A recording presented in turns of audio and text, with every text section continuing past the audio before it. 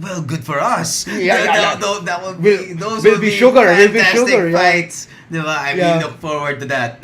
No, like what they did with Mayweather. No. I mean, they prioritized when he was 5-year-old or 4-year-old his boxing career. What did he do? All he did was just boxing. And now look where he is.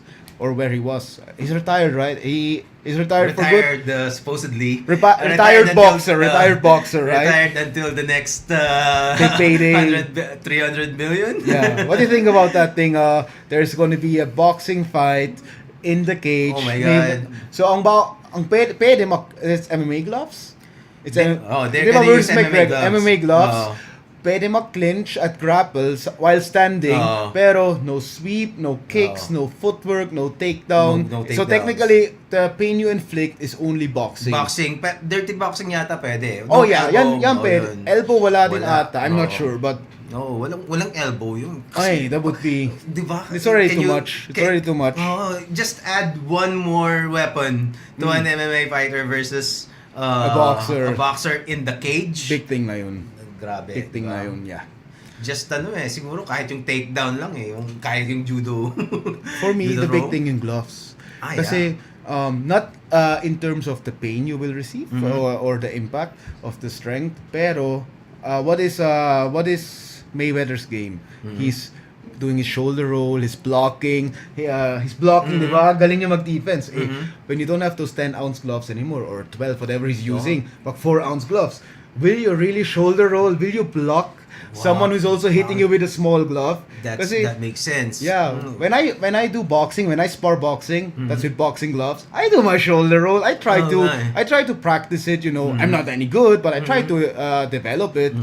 But when I do that in MMA sparring, pag may sipa na, or pag in MMA gloves, when I do that one time, I get hit. I get knocked down everything. Kahit sino. Kasi you can... Really? Wow. Well, of course, my shoulder roll is not Mayweather's shoulder roll. Yeah, pero of course. I think a glove who covers half of your head compared to a glove who just covers your chin, malaking bagay yun. Oo nga. Tindi nun. Can you imagine Mayweather getting knocked out in the octagon? That would be really something else. Well, he has an excuse. He never got knocked out in boxing. And then, it's MMA, it's something... Would it be worth it for him to get for those photos in the internet?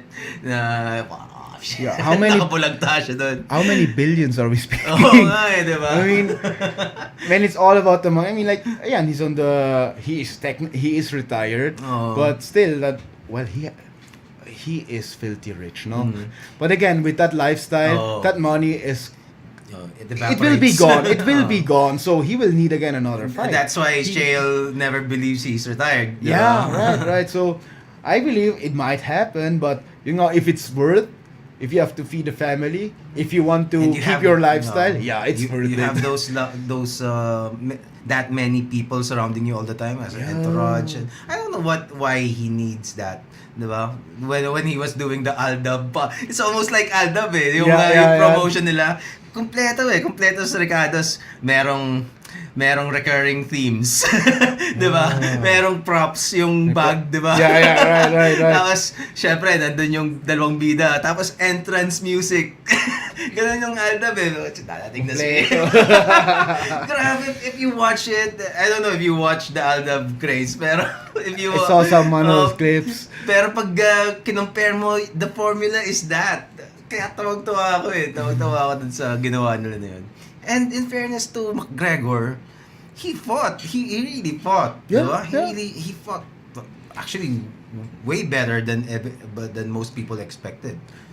Yeah, I think. For me, I was impressed. I was impressed. Pero of course, when you talk to a boxing... to a guy who favors boxing, who was on Mayweather's side, he will always say, he played with him. Yeah, maybe. But the thing is, my point, and I think it was also McGregor's point, what he has to do is, he has to knock him out within the first 2 or 3 rounds. And he went out, diba? He was really, dun yung mga power swings niya, mga power shots niya in first 3 rounds. Tapos dun, napagod siya. That's where the boxing factor kicked in, where you have like 12 to 3-minute rounds. 3 minutes or 2, please?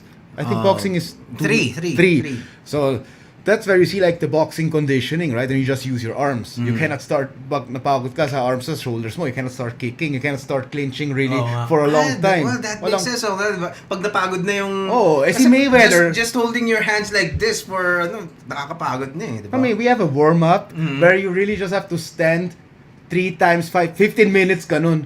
Talaga? Nakapagod. O nasa wall lang ako, ganun lang ako. Mabagal ha, I have to do it slow. No wait. I do that 3 times 5 minutes warm-up. After that, I need my 2 minutes recovery, 3 minutes recovery. I can't do anything after that. Wow. Oh, may ganun pala na training. It's what did my boxing coach say? It's supposed to loosen up your shoulder. I mean, you get it tense up kasi yung muscles mo, diba? But it's just like to get the flow, you know. So isipin mo when you do that, kasi 3 times 5 minutes. So 5 minutes, jab straight lang ako sa wall.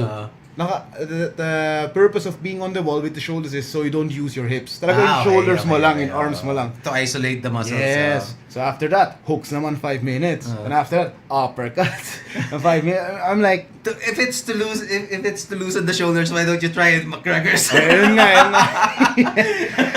Pero yun, I'd rather go with the boxing Can you way. look it up kayo, McGregor, ano bang tawag dun?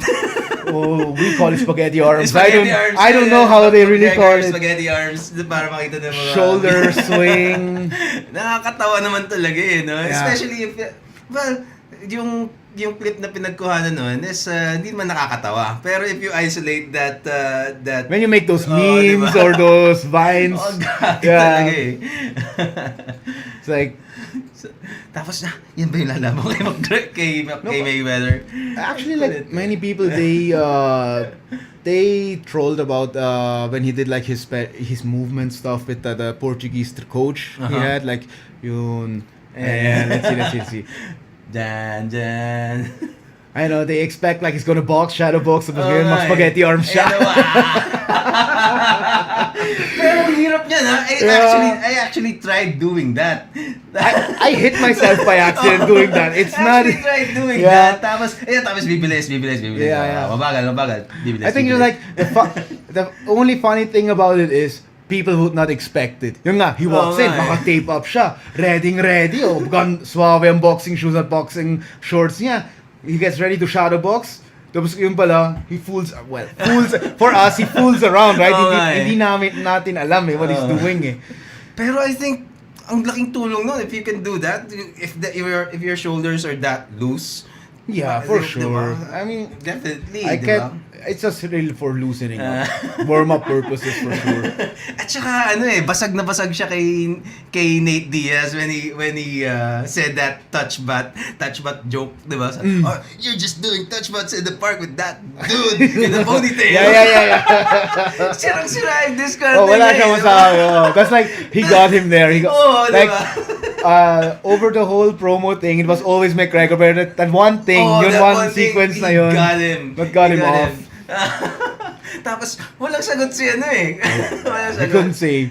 Actually, before that touch butt comment, parang yung, what's it called? Movement training, something like that. Yeah. So, it was becoming a huge thing in among MMA fighters. In Carlos Condit, he was like doing the bow and arrow thing, right? He was hunting in the woods. At saka yung mga lizard crawls. Yeah. Tapos yung mga, basta mga, hanapin mo nga yun, movement training, Ido Portal yata. Yeah. McGregor movement training na lang. So, but the thing is, that people are like surprised. Yung mga, let's say people who are not really training MMA, but when you think about it, those kind of movement things, they were always part of warm-up. Especially in jiu-jitsu or any like kickboxing, you do movement things kasi you have to prepare your body for those certain moves. Pero McGregor made it sikat kasi that guy has how many millions or billions of followers and they gonna see that, but that thing was always around. Yeah, Ido Portal. Diba? Yeah, although that looks a little bit too awkward for me. Yung una, that looks too awkward. Okay. Ito, when you see that, yung mga steps sa sand, you could compare to the ladder drills doon, di ba? Yung mga galaw-galaw nila. Yan yung touch butt na sinasabi nila. but it looked really interesting and ano yun, parang basta astig siya until the touch butt comment. Yeah. Biglang parang, oo nga no, mukha nga Yeah, sila especially dati. that, yan, Ano, yan, touch yan. butt in the park. With that, I would really like, I see the sense in that. Uh, There, I'm like, yeah, okay, for balancing stuff, but diba? Pero syempre, they're not gonna do that kung walang, diba? Yeah. Kung wala namang nangyayari. I mean, it's effective. It worked for him apparently, right? Apparently. So we cannot say it's bullshit. Yeah. prove him wrong. It's bullshit, right? Well, I think also it's gracefulness eh. Yeah. Parang when you watch McGregor, even though he's fighting and it's very violent, there's a certain kind of grace na Would you say McGregor fights violent? For me, like you said, second time, like it looks graceful. Oo. Tingnan natin yung kay Jose Aldo. Oo, di ba? Oh my Di ba? God. Parang wow. Buti lang hindi ko tinuloy yung postahan ko. I was like about to I had like American film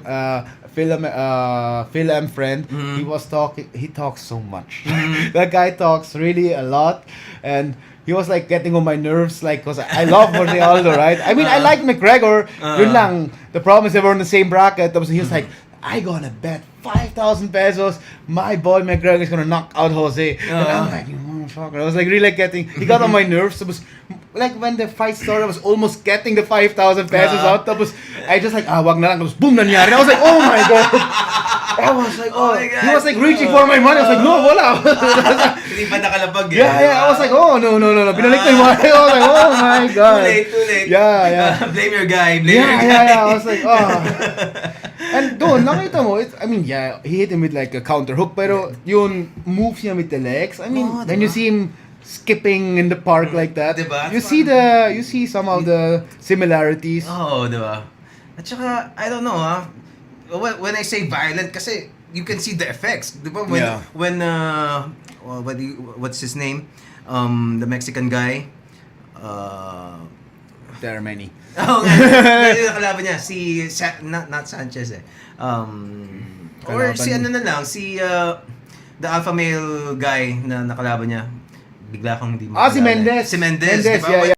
Sa body. Oh, yeah, When he yeah. got hit, you can see the face parang, di ba parang. Yeah, but still, like when you really want a violent guy, like you want to describe, you want to make a statement saying violent fighter, I have like two guys in my mind. Wanderlei Silva and Robbie Lawler. Those are violent guys. You see, the Lawler versus Hendricks, yung final yung final seconds niya. Oh my God! Where he walked him down. Grabe, even after the bell. O di lalo, God. Lawler versus Condit. Where like after that, they couldn't shake hands, they had to lean on right away on the cage. Yun, pagod na sila. Yung kay Rory McDonald versus Lawler. Yeah, also, that's God, shit. I think Joe Rogan said it nice. There is no boring Robbie Lawler fight. Oh my. If you pay for a UFC pay-per-view or for UFC tickets, when Lawler is on the card, kahit ano, win or lose. Yeah, win or lose, or kahit ano mangyari sa rest of the card, you get your money out of it. When you watch Robbie Lawler, I mean, yeah, too bad he lost to Woodley. I was so mad when he lost there. But